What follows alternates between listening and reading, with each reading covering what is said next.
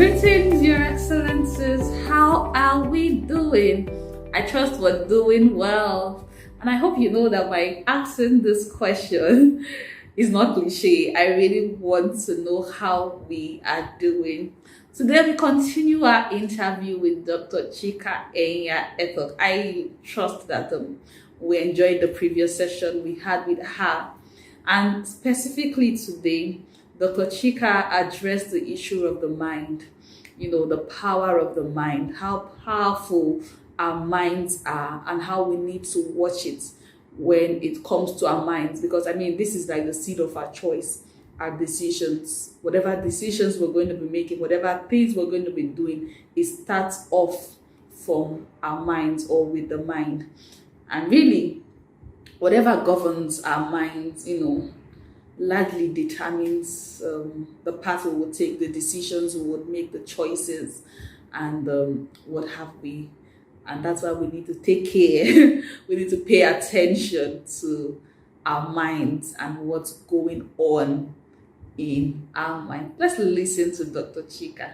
And going again to we can't take out the fact that, like we said, or you have also agreed, that these things have come to stay, that this media, technology, and some of these things that have would I say, disrupted the traditional way of, traditional way of interpreting or seeing families in that sense. Would you draw some light as to how, some of the social and cultural influences affecting, how some of these social and cultural influences are affecting different aspects of family and family life? Take, for example, concepts like dating, concepts like divorce, concepts like who to marry. Who to marry. Okay, let's take I would use you again as an example. You are Igbo. You mentioned from your introduction that you are from Imo State, and then you married a man from Akwa Ibom. Yeah, you married a man from Akwa Ibom. So, yes. I want you to talk more, to speak more on how some of these social and cultural influences are affecting the concept of family and family life, that is the various aspects of family and family life. For you, probably, I don't know, did you have it easy, picking a man who was probably, you don't share the same, you're not from the same region in that sense?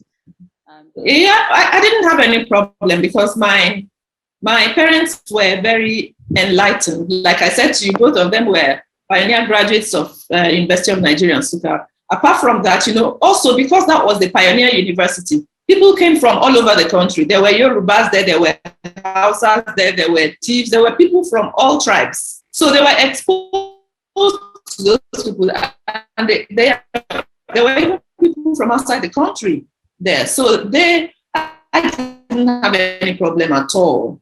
Okay. But I do know that there are families that worry about that. And it's because of stereotyping. They say, Igbos are like this. Yorubas are like that. The important thing in the life of any person is the values that they hold. I keep coming back to those core values. If you share the same core values with someone, if you both believe in honesty, integrity, hard work, compassion, helping people who are down, it doesn't then matter what tribe or race you come from. True. You can marry. But, again, still on the point of values, I think one of the problems we have with dating these days is not even so much of where the person is from. I think there's less and less push on the tribal end, but it's the issue of values. You see people who say, I can't marry anybody who's not rich. It's about values now. Okay. It's not about values. And you see young men who say, I can't marry any girl if she's not yellow and tall. And this, you know what I mean? Yeah, so, I understand that. We're talking about things that don't last, things that can change. They cannot endure. The things that are durable are values. So if you're going to marry someone you have to base your choice on values if it's going to last. If you're going to be able, I say to people, because I do quite a bit of marriage counseling. I told you I'm a trained counselor. Yes, and I say to people, yes, I say to people, if you want to choose a partner to marry, ask yourself, imagine I've been sentenced to life imprisonment. Okay. And I've been permitted to choose who would be my cellmate. Who would I choose? Okay. So you're going to be in prison for the rest of your life. And they said, we'll just let you choose who is going to share your cell with you. So if you just picture that, what are the things that you would think about in choosing who would be your cellmate? Do you think it would be whether they are tall or dark or handsome? Do you think it would be whether their father is the whatever? You're going to be thinking of somebody that you will be able to stand their bad habits and they'll be able to stand yours, for instance. You're going to be thinking about somebody who is kind, so that if you offend them, they would easily forgive you because you're all boxed together in this little space. You're not going anywhere. We're both stuck here together. Exactly. So you're going to start thinking of very serious things. Things that would help you.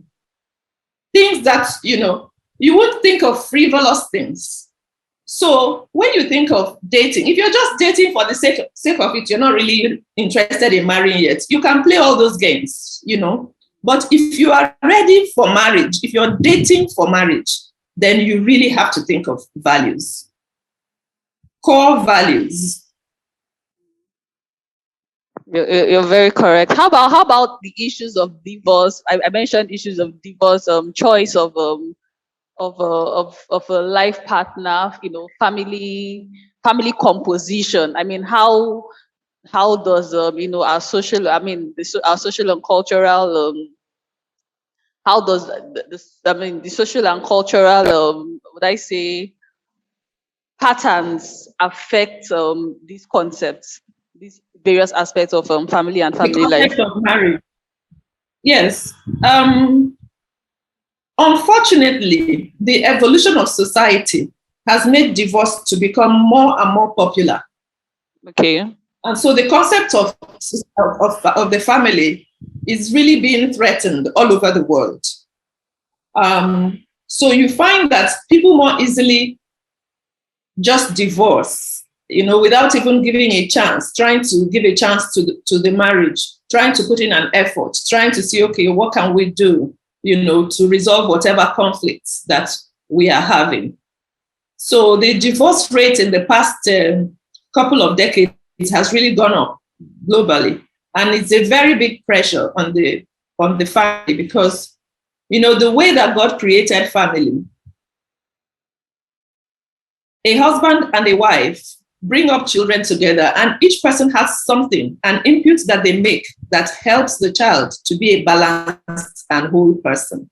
When one person is absent, it's not quite the same. It doesn't mean that the child will not be okay, but something is missing. So the ideal is that family where everyone is there. The father is there, the mother is there, and they are all pulling their weight in contributing to the upbringing of this child.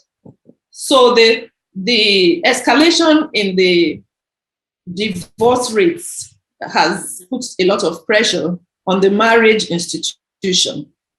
And again, it brings us back to the issue of intentionality. You have to be intentional. That's why I gave that analogy of picking up your cellmate. If you had a cellmate, you can't kick them out.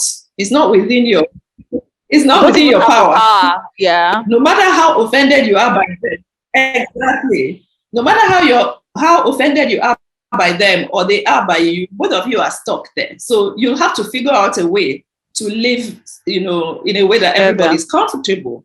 So I think there's a lot to say about mindset. People should enter marriage when they are ready, not because of societal pressure. A lot of people get married because somebody says, oh, you're old enough, your age mates are married, what are you still doing? being single, you know.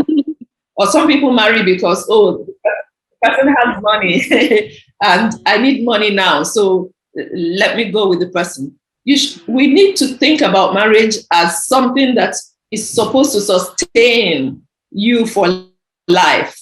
You give to your partner and your partner gives to you, and both of you sustain each other for life.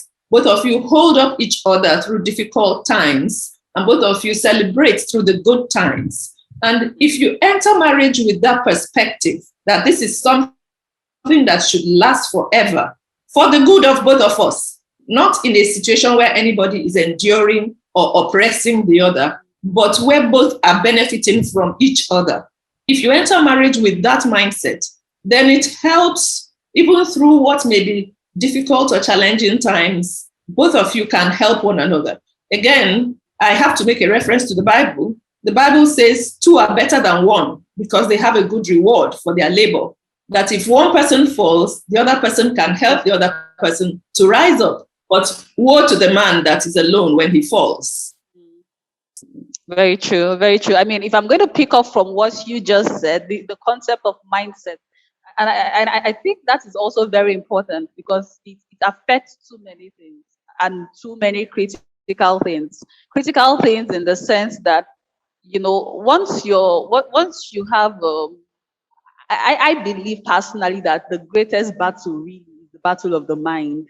And when you can, there is much control or much certainty and as to what goes on in your mind, then it affects so many things. So, I mean, a person who is very cleared or has some sort of like certainty in his or her mind about many things, you know, it would also affect your choice. I mean, the kind of choices you would make, even as to who you would marry, who you would date, the concept of divorce, and, you know, it just shapes a lot of things. I remember a certain joke my sister shared with me. Let me share it now. So there was this auntie that was always bugging this particular young lady who wasn't married at the time, and she's always like, when are you going to get married? When are you going to get married? And, you know, at a point it was getting at the lady.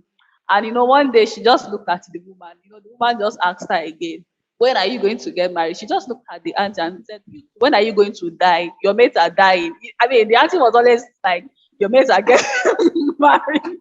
So she's like, you too. When are you going to die? That was quite a clapback. Your mates are dying. But again, it just goes to show this whole thing about the mind. Yeah. If there is no timeline as to when somebody should die, why should you place a timeline as to when I should be married? Or vice versa? Hello? Can you hear me, Ma? Can you hear me? Hello? Okay, yes. I can hear you now. Yes. I said if there is no timeline as to death in that sense for the auntie, so why are you placing the timeline on her as to marriage? So I think I have to agree. So these are some of the issues that we need to deal with. And I love what you said about the mind, how powerful the mind is, and how this affects so many decisions we're going to make, and how we need to have clarity of mind. And the example you also gave us to, you know, your cell partner. I mean, if you have it in your mind that, you know what, I'm going to do this for the rest of my life. I'm going to live with this person, or I'm going to, and then, you know, that begins to affect what you look out for. If you know you're going to be there for the rest of your life, you're not looking out for who is fair or who is dark, because sometimes it might not matter anymore. It would not matter anymore, and all of that. Thank you so much, Dr. Chika, for joining us for today's session. I'm really grateful. Thank you. It was really enlightening having this conversation with you. I hope we would have more, even behind the scene and behind the cameras. Yes. Yeah, thank you so much for inviting me. I really enjoyed the conversation myself too. And keep up the good work, the great work that you're doing. Well done. Thank you, Ma. I appreciate you, Ma. Thank you. Have a nice day. Enjoy the rest of your day. Yes, Ma. Bye. And you too, precious. Bye. I'm sure you will agree with me that it was an interesting session with Dr. Chika Nya-Etok. For me, the highlights was her analogy, the cell partner principle, the cell partner principle. For me, that was just the when we begin to think along those lines, our values will change. Yeah, our values will change. We begin to look out for what will last. We begin to look out for what is durable and what is sustainable. Because and I think these values, or yes, these values, they are to a large extent universal. It cuts across culture, it cuts across gender, it cuts across age, it cuts across it cuts across regions. I mean, these things are to a large extent universal, and when these things are clearly defined, then I mean, it will reflect in our choices. So let's go back again and internalize this principle or this analogy she gave. And again, as some sort of reminder, the family mediation clinic is still on and our doors are open Tuesdays and Thursdays here in Abuja between the hours of 10 to 4 p.m. and our services are free. You're getting professional help for free. Mediation Training Institute is registered in Nigeria with a vision to create a new African order where peace and harmonious coexistence will thrive, where divisive national frontiers and the burden of military spending and man-studied inhumanity to man will be things of the past. We do this by providing requisite skills and resources for managing differences, for promoting peace and harmonious coexistence at home, at work, and in the society at large. Through conflict management and mediation skills training and the promotion of mediation and other non-adversarial methods of dispute resolution in private and public sector practice. For enquiries, you can call 091 563 11242 or 080 3111 5115. Or you can visit our social media pages, Mediation Training Institute, Facebook and LinkedIn at Mediation MTI, Twitter at MTI Nigeria, Instagram, Mediation Training Institute, building peace, creating harmony, sustaining relationships.